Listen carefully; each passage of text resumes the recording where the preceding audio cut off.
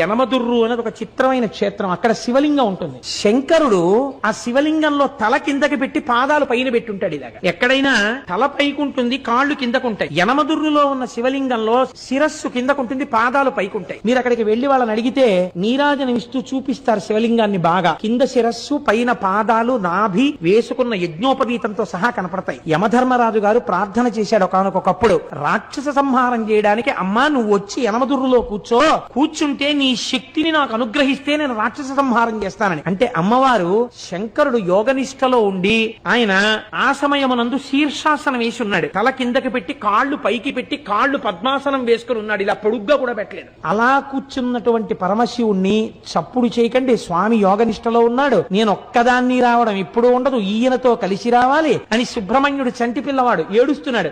ఏడుస్తున్న సుబ్రహ్మణ్యుణ్ణి ఒళ్ళో పడుకోపెట్టుకుని స్తన్యమిస్తూ శంకరుణ్ణి ఓ చిక్కం లాంటి దాంట్లో పెట్టుకుని ఎత్తి పట్టుకొచ్చేసింది ఆవిడ శక్తి స్వరూపం. ఎత్తి పట్టుకొచ్చి దేవాలయంలో పెట్టి కూర్చుంది. తానే ఒక పుష్కరిణి సృష్టించింది. అక్కడ ఆ ఎదురుగుండా ఉన్న కోనేటిలో ఉన్న నీటితోనే అన్నం వండుతారు స్వామికి మహానైవేద్యానికి. ఆ నీళ్లతో వండకుండా మీరు ఎంత గొప్ప అగ్నిహోత్రం మీద ఎంత గొప్ప మినరల్ వాటర్ తీసుకొచ్చి వండినా సరే రాత్రి వరకు వండినా బియ్యం ఉడకవట.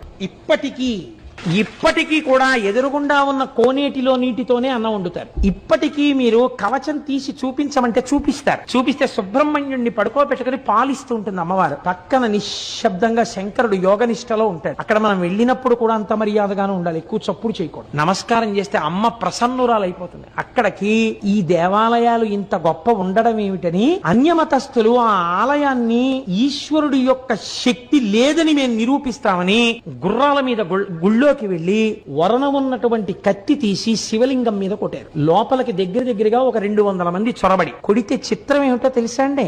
శివలింగం పగిలిపోవాలి. శివలింగం మీద కత్తి వాటు పడింది. తెగిపోతే ఎలా పడుతుందో అలాగే పడింది. పక్కన అమ్మవారు ఉంది, అంతే. ఎక్కడ నుంచి పడ్డాయో తెలియదు.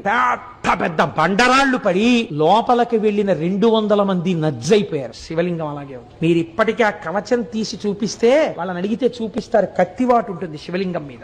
అమ్మవారు ఇప్పటికీ శక్తి స్వరూపిణి అయి ఆ యనమదుర్రు గ్రామంలో లోకాన్ని కాపాడుతూ ఉంటుంది. మన ఆలయాలు, మన వైభవం, మన సంస్కృతి, మన వేదం అంత గొప్పవి. మీరు ఈ మాట భీమవరం వెళ్ళినప్పుడు తప్పకుండా పక్కనే ఒక 7-8 కిలోమీటర్లు ఉంటుందంతే. ఒక్కసారి ఆ యనమదుర్రు క్షేత్రానికి వెళ్లి చూడండి.